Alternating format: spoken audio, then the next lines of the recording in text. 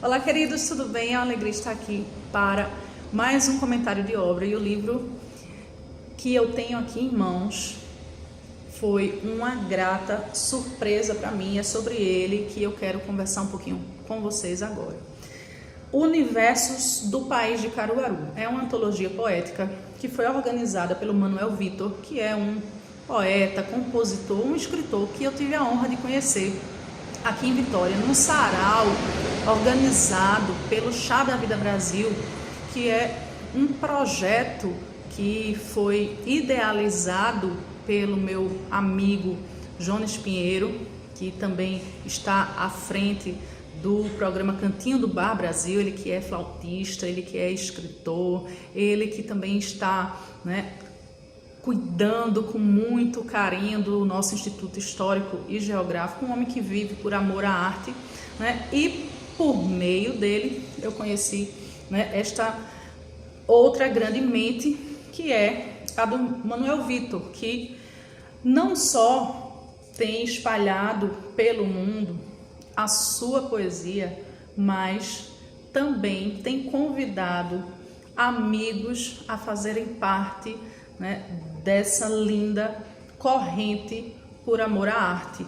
E ele, porque eu já fui entrevistá-lo hoje acerca do livro, tá, gente? E ele disse para mim que todos os demais autores que fazem parte dessa antologia têm nesta obra a sua primeira publicação. Então isso é maravilhoso, receber um convite para poder fazer o mundo, poder trazer para o mundo, a oportunidade de conhecer um pouquinho do universo que está dentro da mente de cada um de nós, porque é exatamente isso, dentro de Caruaru, essa terra maravilhosa que é mundialmente conhecida por sua cultura, pelos bonecos do Mestre Vitalino, pelas canções maravilhosas de Flávio José, ele que até hoje é um dos maiores compositores ainda vivos no nosso país, e que cresceu no bairro do Vassoural, naquela cidade, é um bairro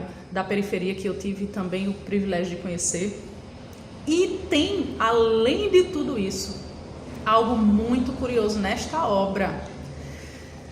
São 5 autores, percebam que aqui tem um desenho que se chama Flor de Mim, percebe? E Flor de Mim é o pseudônimo de uma pessoa, uma mulher que passou pela vida do Manuel Vitor, fez uma algazarra no seu coração, um alvoroço no seu coração. Eu creio que eles tiveram uma paixão, uma convivência, algo muito especial, porque os mais belos poemas de amor constantes desta obra estão assinados por Flor de Mim, juntamente com Manuel Vitor, inclusive porque ele, conforme me disse hoje pela manhã, contribuiu para os textos dessa mulher, que aqui é chamada de Flor de Mim, às vezes com um verso, às vezes com uma palavra, enfim. Então, são poemas escritos em coautoria, mas que tem o eu lírico feminino, tá? Então, ela sempre se refere com muito carinho, moreno, os teus olhos, e são muito bonitas, as palavras dela.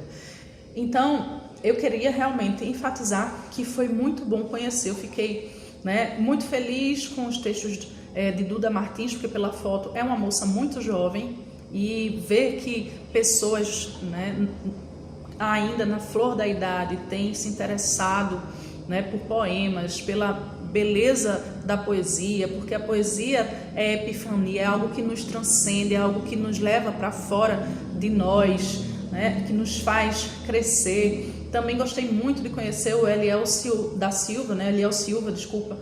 que também é um rapaz muito novo, e os textos dele refletem já uma maturidade, um bom domínio do vocabulário. Então, gostei demais.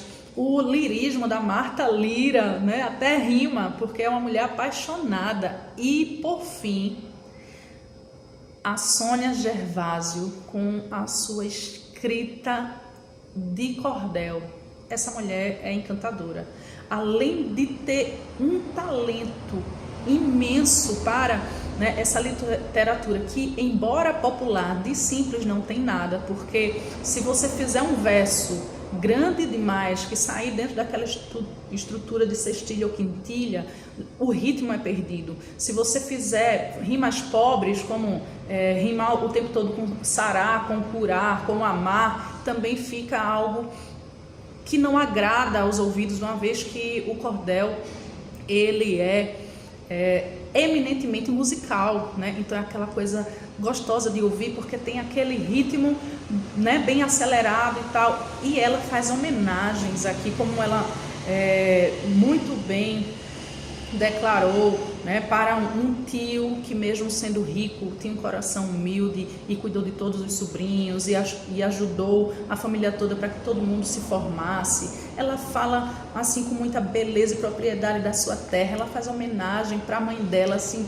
e é uma coisa que faz com que a gente se transponha para dentro do poema e vivencie as mesmas emoções. Então, quando ela fala de como a casa da mãe dela era aconchegante, uma casinha branca, né, que ela não sabe se era porque o branco transmite paz ou porque era a tinta mais barata, mas vejam, aquilo que a Adélia Prado fala, né, sobre a poesia, sobre a arte ela dá uma resposta para o nosso desejo de completude, pelo fato de que somos inacabados, temos necessidade, enfim, de coisas finitas, temos necessidade de resposta para, né, a angústia do nosso coração, e coisas que de regra passam despercebidas quando estão aqui já na obra de arte, estão completas. Então, essa casa, com certeza, depois deve ter mudado. Pode até ter sido demolida depois, não se sabe. Mas essa casa branca, essa casa que talvez tenha sido a casa da infância, ela nunca deixa de existir, porque ela habita a memória, e aquilo, né, que a gente ama com a memória se torna imperecível, né, como diria a Adélia também. Então é muito bonita a maneira como ela trata também de coisas do cotidiano, coisas simples, com beleza profunda. Também faz uma homenagem à amiga, né, e a um senhor que se chama José Gervásio, e esse cordel que ela escreve para ele é tão bonito que eu vou ler para vocês daqui a pouco. E por que daqui a pouco? Porque eu vou agora, né, voltar para que vocês possam ter uma noção da escrita de cada um desses autores que aqui estão sendo, né, honrados e trazendo para o mundo um pouquinho do universo, né, que é cada um deles. E o primeiro poema que eu vou ler, que é da Duda Martins, se chama Estranhos. Que menino bonito, ele passou por mim hoje mesmo. De frente à padaria nos olhamos, mas não nos sorrimos, afinal éramos estranhos. Só que o mais engraçado era que eu sabia seu cheiro, seu sorriso, seu olhar, seu jeito, sua voz, a forma como ria, a forma de abraçar. Eu sabia até seu nome, sabia tudo. Mas ali, naquele momento, depois de tudo, éramos só estranhos. Então veja, é aquela pessoa que encontra alguém e mesmo não conhecendo, né, o coração vai tão longe, a mente se expande de uma maneira tal que é como se estivesse lendo aquela pessoa, né? Então é muito bonita a maneira como uma menina tão jovem consegue se expressar poeticamente. O próximo, que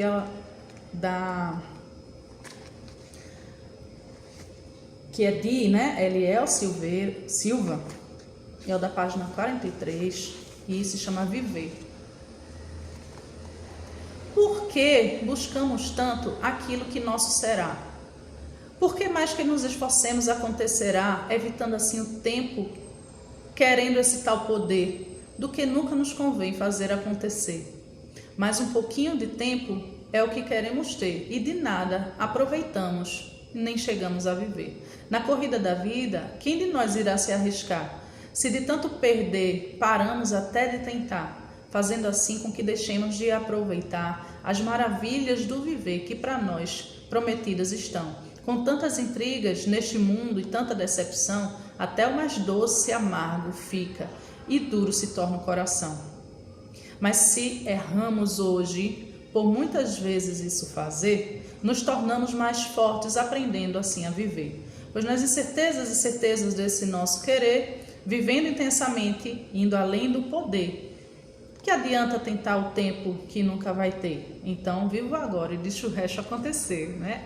É algo bem característico mesmo de alguém que quer viver a vida intensamente e não se preocupar muito, né, com os riscos que vai correr, com as ansiedades que sentimos, né, pela nossa vontade de potência, como Nietzsche diria, né, o homem é vontade de potência, está sempre buscando alguma coisa, está sempre querendo se impor sobre o outro, mas se a gente puder, né, olhar para a beleza de cada instante, para a grandeza do dia a dia, das coisas simples, a gente consegue realmente viver melhor, viver o agora e deixar o resto, né, nas mãos de Deus.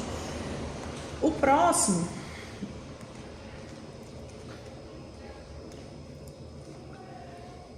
é da Marta Lira, né, e se chama A Hora da Minha Vida. Você, aura da minha vida, brisa que nasce de um sorriso teu, aurora do meu amanhecer, aragem de minha paz, sorriso brando e intermitente, são intervalos de abraços apertados. Eu vi a lua passar, eu vi as estrelas brilhando, o vento soprando forte no amanhecer, aura da minha vida, flores se abrindo, pássaros cantando junto à neblina, da aurora do meu amanhecer, a aura da minha vida. Então, é um sentimento profundo, uma admiração, né, crescente, alguém que no seu sorriso traz a luz, né, da própria aurora.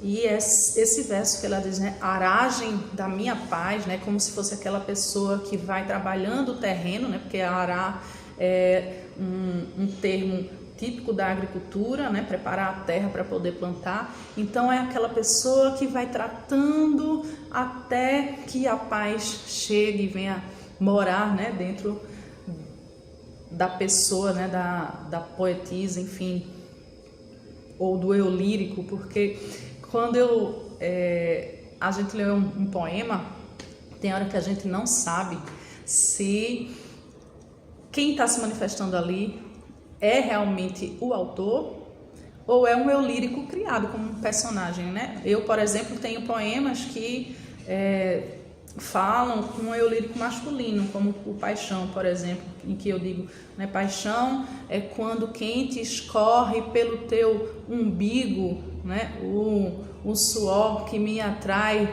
a ti em cada delírio, e se vivo sem pão, sem água ou café, não vivo sem teu amor de mulher. Então, é um homem, né? Porque eu, embora até poderia, enquanto mulher, me apaixonar por outra mulher, né? Se fosse o caso, mas eu não sou, eu sou heterossexual. Então, quando ela fala, né, sobre essa paz que vai chegando no coração, sobre esse sorriso que é brando, mas também é intermitente, então tem hora que há riso, tem hora que não, e assim, né, esse amor vai tratando do coração dela, tem muita beleza e tem muita poesia, e pode ser ela, mas também pode ser o eu lírico do poema, né, até porque, como disse Fernando Pessoa, o poeta é o fingidor, finge tão completamente que chega a fingir que é doador que deveras sente. Então, às vezes a gente coloca ali no poema algo que é para ser referido ao poema em si,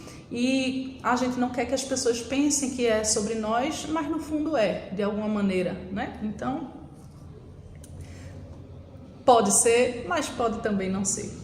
O próximo que eu gostaria de ler para vocês é o da página 86, que é justamente da maravilhosa Flor de Mim, que já não existe entre nós, né? De modo que Seus poemas foram publicados, né, pelo Manuel Vitor em uma homenagem póstuma, né, e ele não cita o nome dela, e eu fico até me perguntando, né, se por acaso ele ousasse dizer o nome dessa pessoa para nós, vai que ele venda muito esse livro, fique rico, e aí quem sabe a família dela não consiga aí ganhar, né, como sucessores, né, os seus filhos, ganhar um dinheirinho com a arte da mãe. Então seria bom, porque eu fiquei curiosa, tá, gente? Eu gostaria muito de saber quem foi essa grande mulher, porque era uma mulher muito criativa.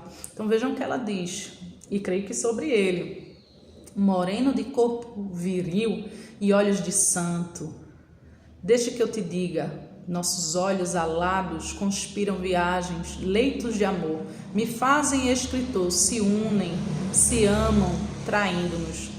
Mas é que meus olhos são tão aventureiros, adoram os teus e desvendam segredos que me põem em medo, pois pouco a pouco fazem-nos revelar de uma vez a nossa nudez. É um poema erótico, gente. E assim, ela é tão boa que eu vou ler mais. Eu vou ler mais um para vocês, o da página 88. Pensaremos que foi um sonho, esta paixão cujos rastros se entoam na poesia e cujos braços não existem mais. Pensaremos que foi um sonho se te entreguei meus olhos brilhantes e os brilhantes não existem mais. Pega na minha mão agora fria, em que os sentidos há muito foram vazios, em que se ouve os ecos da paixão. Farta-te desta mesa que havia manjares, ouve o resto da festa dos bêbados nos bares, e se quiseres chorar, por nos termos escrito para nos separar, pode chorar. E ela é, ó, tinhosa. Se quiser chorar, meu bem, chore, porque essa carta de término, né, de desfecho, de encerramento, não será revogada.